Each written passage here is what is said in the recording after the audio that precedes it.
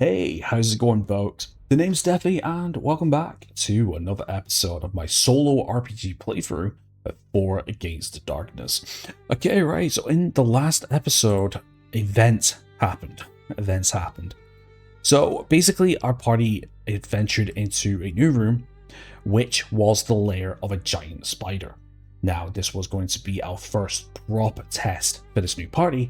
However, Adriga went into her Dwarven Fury and eliminated the giant spider in 3 successful hits via the explosive 6 rule, dealing with it within 1 turn, which was a feat I did not see coming. So apart from that, they searched the remains of some cocoons and they came across some treasure, 2d6 worth of gold, which I believe was about 10 gold, something like that, I think. And they came across something very valuable in the form of a scroll of protect, which was a delicious magic item, which increased your defense rolls by 1 for the duration of a battle. However, they decided to search the room for a little bit more treasure. They decided to get a little greedy, thinking it's the giant spider's lair, there should be more victims and more spoils. However, they came across a secret hoard, which triggered the alarm for its owner, which in this case was a Chaos Lord, a level 6 boss, and things went south. So upon entry from the back, the Chaos Lord saw this party and immediately cast a special ability called Hellfire. It's Hellfire Blast, I believe it's called.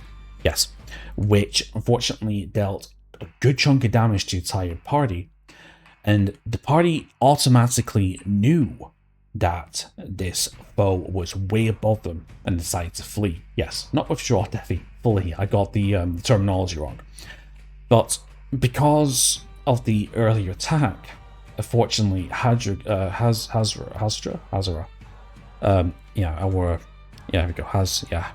Hazra. Unfortunately, because she was severely injured from the Hellfire Blast, she staggered, trying to get to the door. She sees the backs of her party members fleeing, trying to scream for help, but the Chaos Lord reaches his weapon up and finishes Hazara, and she has been slain. The rest of the party runs outside the room and slam it shut, leaving behind Hazara's body, her equipment, her spoils, as well as that scroll protect. So now if they want to go back in, they're going to have to deal with the Chaos Lord, because the Chaos Lord is now staying vigilant for any other thieves to come. And now this is where we're going to continue our adventure, because this is going interesting now. So let's do a little bit of a review. So first of all, let me get rid of this, because I don't think they're going to go back in. Hell no. So, Miguel is currently on 4 life. Weeman, who is currently on 2. And Adriga, who is currently on 6 because she survived the Hellfire Blast. They're now in a predicament. So they're back into they're back into the room that they came across. Now, the problem is, however, if we go to the PDF, which I will bring up in a second, the problem is, however, when it comes to, let's go to, what's it called? Searching rooms? Nope. Wandering clues. What's on deeper levels? Is that what it is? I think so. Save versus. Nope. Locked doors. There is something here. Wandering monsters. Okay. Wandering monsters. Wandering monsters sneak on. Oh yeah, they sneak on the party automatic attack first. Okay, that's fine. They don't use the first defense for. Oh, they know you can't use the shield bonus. That's fine, because it didn't make a difference at that particular point. There's still certain rules I'm still forgetting and all that malarkey. There is something that I wanted to talk about. Is it called When to Leave? I think it's called.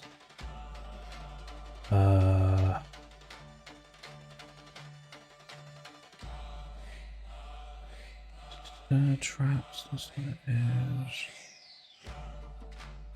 Switching rooms, no, that's what it is. When does combat end? Splitting up fallen heroes. Let's get out of here. Okay, okay, here we go, yeah. So let's get out of here. So killing the final boss, taking its goals not enough. You actually have to make it out of the dungeon alive. Characters will be exhausted, wounded, and hopefully slowed by the casks of gold that are carrying. So the monsters will try to sneak on them. So roll a d6 at every room or corridor that you have to cross to get out of the dungeon, including the first one, including the first room, and the one monster's attack. So now, the problem is that we're going to have to do a little bit of an oracle roll now. Sorry, so let me get back the PVD. There we go. So now we're going to have to do a little bit of an oracle roll. So Miguel's down to 4 life points, Quirman's down to 2, and Adriga's basically near enough full health at level 2. So the question is, do they take whatever gold they have now and leave, or do they carry on? So we're going to do an oracle roll to ask the question, do they leave the dungeon? That's probably the more important question as of right now. So just a quick reminder of how I do these oracle rolls. So basically, roll a d20. On 1 to 9 is a no, on a 10 is a reroll, and 11 to 20 is a yes. So let's see what they do. 10 is a reroll. So obviously one person wants to go, another person wants to stay, and the group decides to leave the dungeon. So this might actually be a pretty quick episode, but we will try and extend it because we need to get ourselves a new party member. But that doesn't mean we're out of the woods yet. So the party decide, yeah, it's time to leave. We've adventured enough, we're battered and bruised, it's time to leave. But we need to make a wandering monster check for each room. And on a 1, we get a wandering monster. So let's have a look. So on the first room, they slam the door. Is anybody there? 2, there isn't. Okay. So at this point, I'm just going to mark it as blue. So at this point, they come back out. They go into the corridor here. Any wandering monsters? 5. Okay, so nothing. Okay, that's completely fine.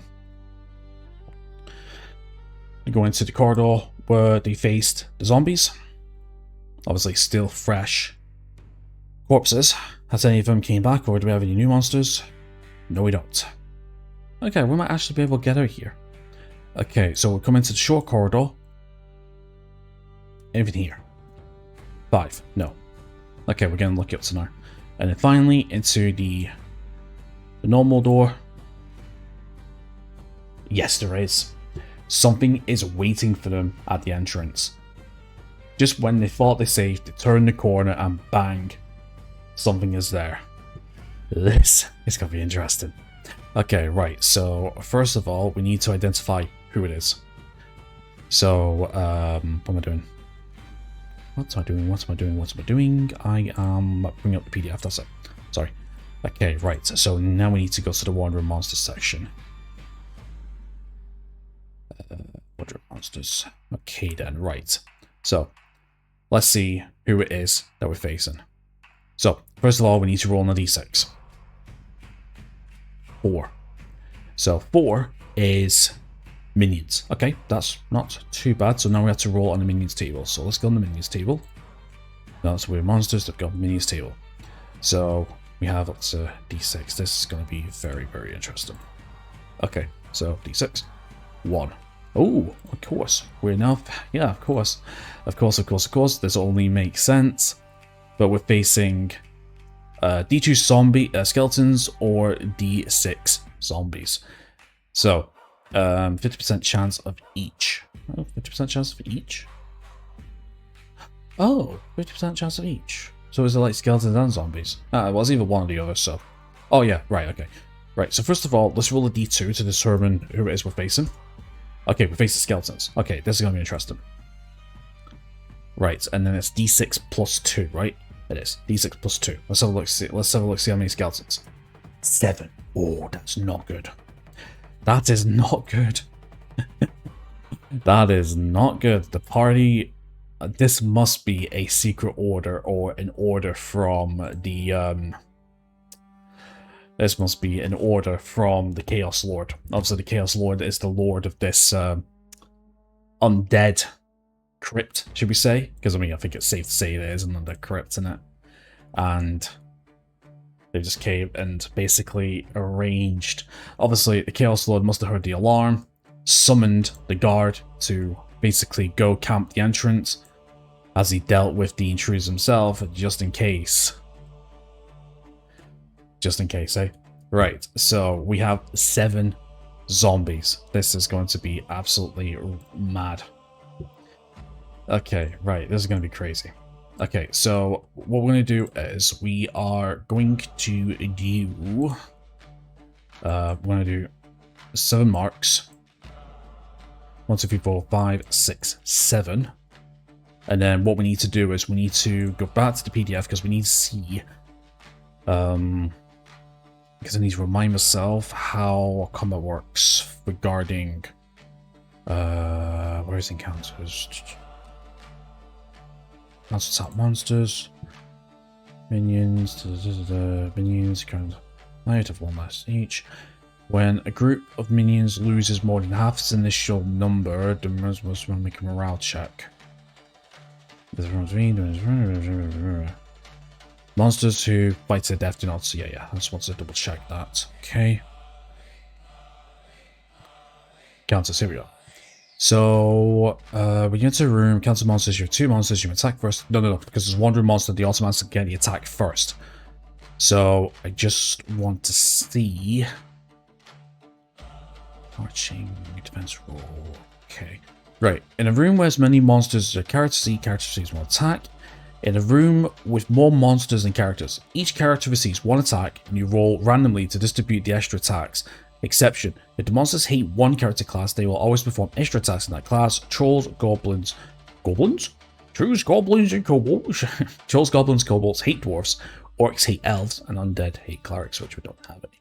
So basically, that means that we're going to do 3, 1 for each, and then it's 4 random attacks after that. That's what I just wanted to double check. And now, we get on to things. Right, so. The party come around the corner, and they see skeletons there with whatever weapons they have. Spears, swords, whatever.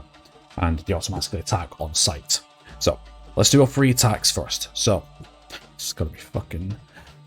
Oh, this is going to be mental. This is going to be mental.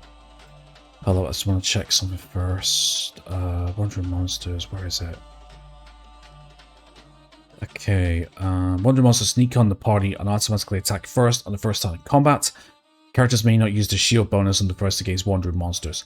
Okay, right, so basically this is going to be a +1 for +1 for Miguel and a +1 for Adrica. Right, so let's see what we can do here.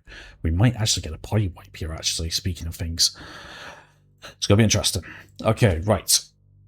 Okay, first up is Miguel. So we need a d6 +1 just for the armor and the armor alone.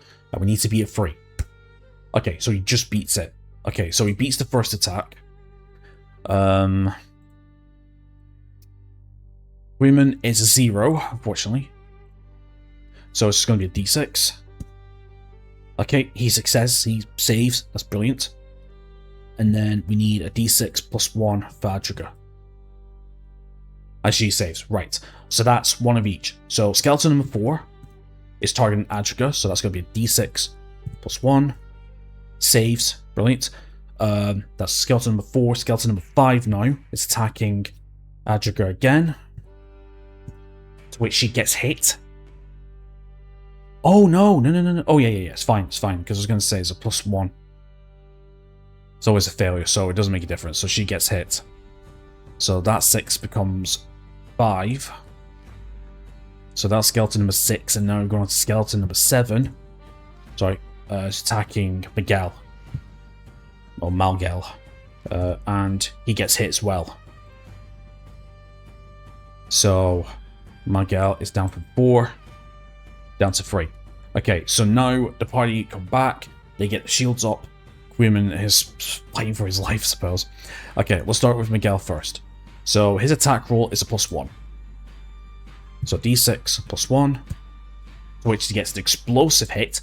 So obviously the skeleton that attacked him, Dwarven Fury attacks, takes 1 down, and because it explodes a 6 roll, he gets to go again. To which he gets another hit. Perfect. So he takes 1, attacks another, so that's 2 down. Okay, so Quimman. Quimmen is now using his Kuto, which is going to be a -1 because it's a light slasher weapon, so it's going to be a d6 -1, which he still hits. Perfect. So that's another one down. So that's 3, leaving 4. And now it's Adriga's turn because she's doing a +2 now because you add your level to the attack. So that's going to be a d6 +2.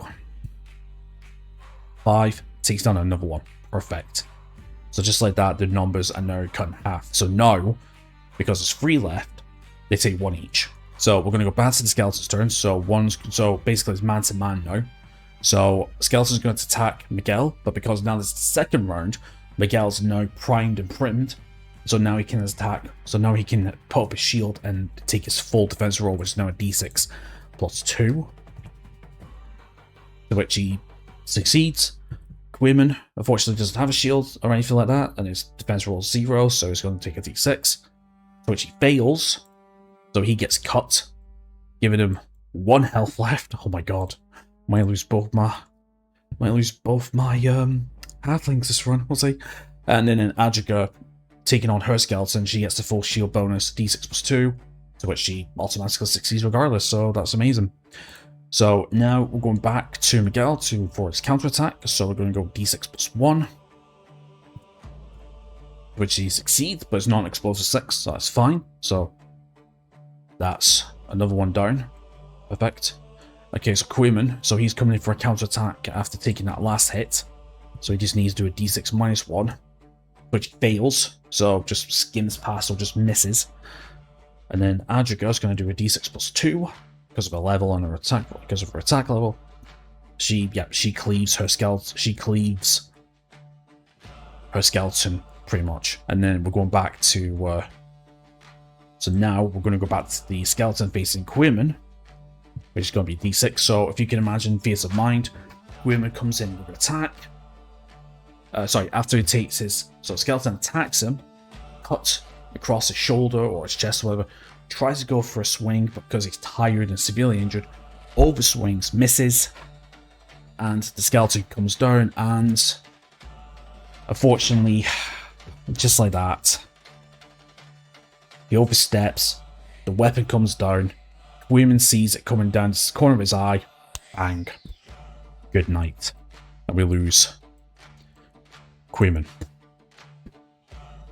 And with that, the lantern drops, and its flame dims. So yeah, so fortunately we lost. Yeah, we lost Quimmen. That was really, really bad. That was very bad. That was just horrible. That was very, very horrible. Okay, so obviously Miguel and Adrica sees this. Very, very angry for what happened against Quimmen. Miguel comes in for attack, and with his fury of seeing his fallen comrade, kills the skeleton, just like that. And that is the end of that encounter. So yeah, that's it. What a way to end the first dungeon. Holy, I have no words. I have absolutely no words. We lost both our halflings on the first dungeon. Oh my god. Okay. So, yeah. So, we lost them. We did lose Quimmen. That's bad luck. That is really, really bad luck. That's horrible. That is really horrible. Fallen Heroes. Right. Let's have a look at Fallen Heroes. So, when a character loses his last life, he slumps to the ground, mortally wounded. If the combat is still going on, if the combat is still going on, a party may still access any scroll, potion, vial, or holy water, or weapon, shield, or magic item on the dead adventurer's body. But to do so, the comrade must forfeit his attack for that turn. If the party withdraws from the room, one adventurer may carry the body of the fallen comrade if you wish, but that character will not be able to make defense rolls and will be automatically hit by any monster attacking them. A comrade carrying a dead friend will automatically be in the rear guard or the marching order, position 3 or 4.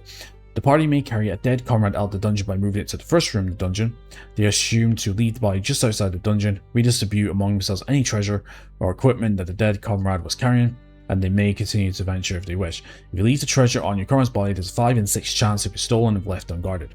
You may want to carry a dead comrade out of the dungeon for 2 reasons. One, to give him proper burial, or if you can spend 1000 GP, have the local church attempt a resurrection ritual.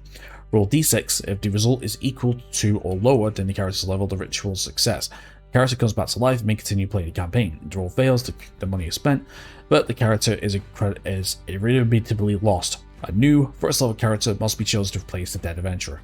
So with that, the Miguel and Adriga decide to pick up Queerman and take him back to town.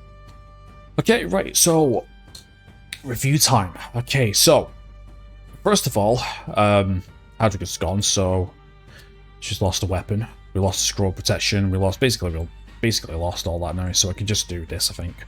Clear it up. Or kinda clear it up a little bit. So her equipment is gone.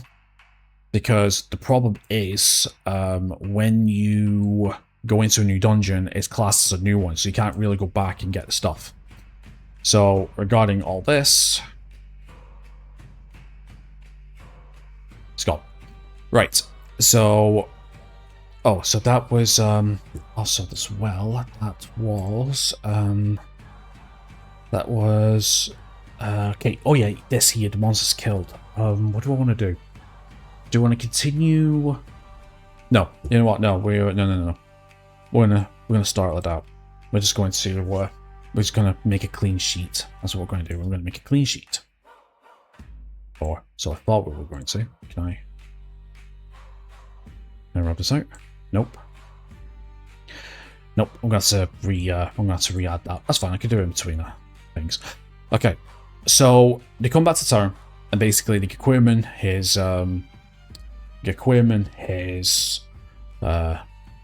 burial. So now, well, all that's left is equipment. So basically now we have access to 4 gold, so I think it's safe to say that the dwarves are going to take 2 each.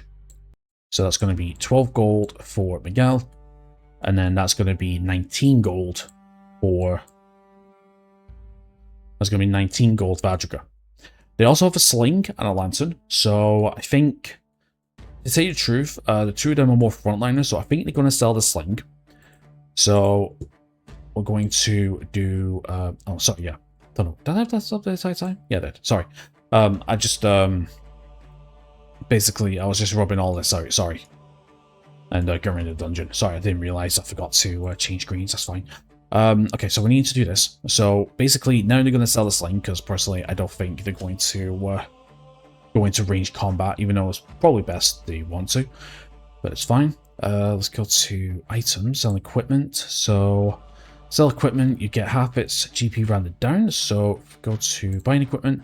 A sling was 4 gold pieces, so we'll sell it for 2. So, I'm going to sell it for 2. So, in that case, this 12 becomes 14, and then Adriga becomes 21. Okay, so they're back in turn. The good news is they get rested up and they get back to full HP. Adriga's still level 2 and Miguel's still level 1.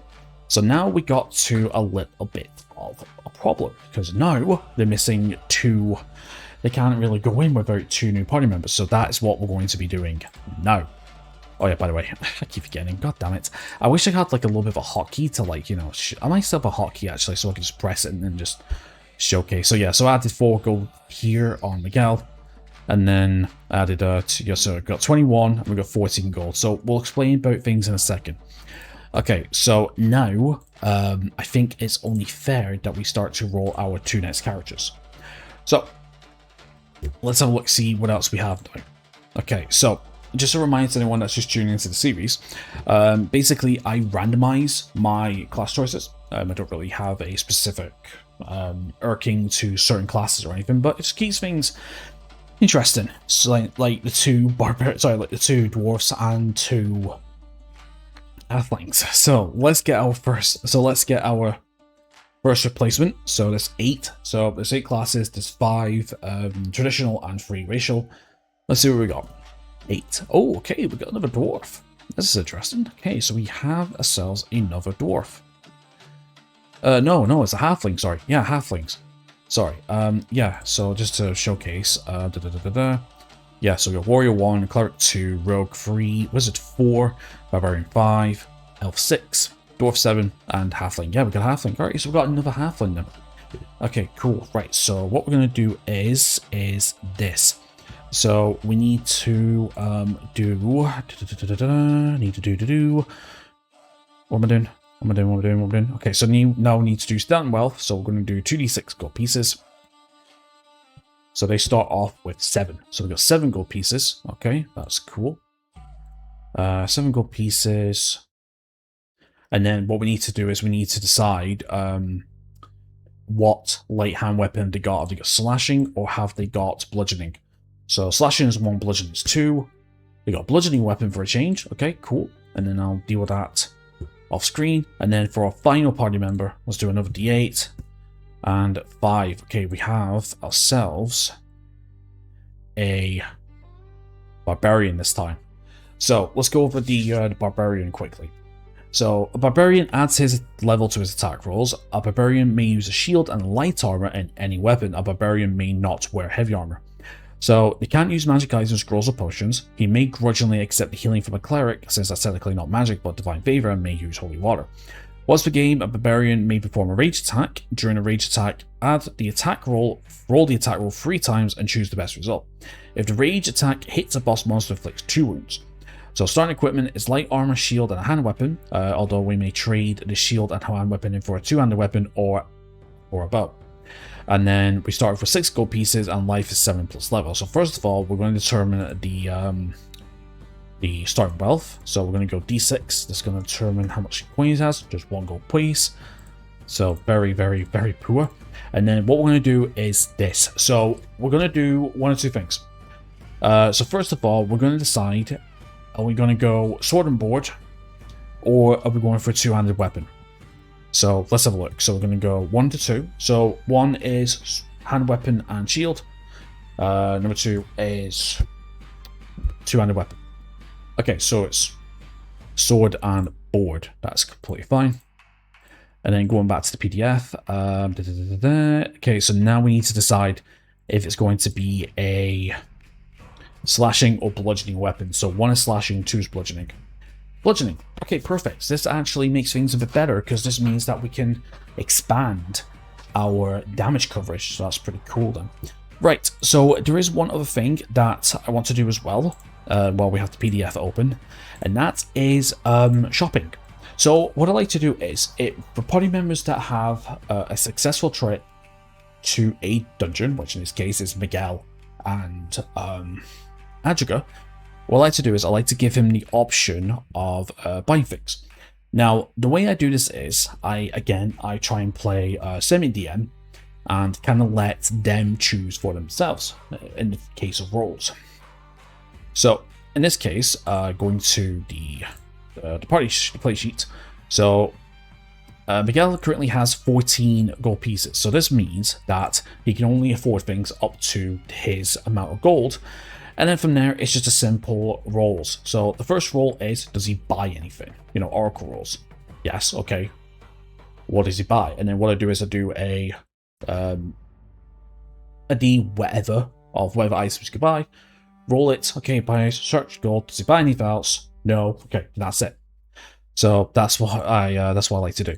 Okay, so let's do the first one. So D20, oracle roll. Does he buy anything? 4. He doesn't. So he decides to keep his money. So obviously dwarves decide to keep his money. But he has the Cirques, Coryboli, and the Buckler. So obviously, well, I was going to say he probably takes the Lantern. Obviously the Lantern's still usable, and he has the Couteau. So I'm going to say that he still keeps the, I'm pretty sure he's going to keep the Couteau and the Lantern for now. I'll write it down later. He might actually give the Couteau to somebody else for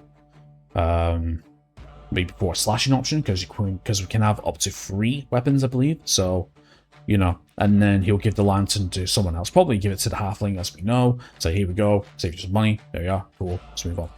So yeah, so I'll keep that. So obviously he's not going to buy anything. That's fine. Okay, and level 2, Adriga, does she buy anything? No, she doesn't buy anything either. She's like, nope, don't need it, don't need anything, got the money, all good. Yep. Don't even want to buy any, don't even want to buy a bandage or anything. Nah. They don't want to buy anything. That's completely fine. Don't want to buy anything, want to keep the money. So, that's, yeah, I think that's pretty decent then. Okay, then, right, so we know our party members. We know what's happened. We know who's coming. So, in between episodes, what I'm going to do is I am going to create the next 2 party members and then allocate the equipment and the goal as is, clean up the play sheet, and create our 2 new characters. So that is now 2 dwarfs, a replacement halfling, and a barbarian, somebody new. So this will be very interesting, and we'll see what happens next time. So anyway, my friends, that's a bit for today's episode. So thank you very much for watching. Please consider liking and subscribing if you want to enjoy the adventure. And apart from that, enjoy the rest of your awesome day, and hope to see you next time. Take care.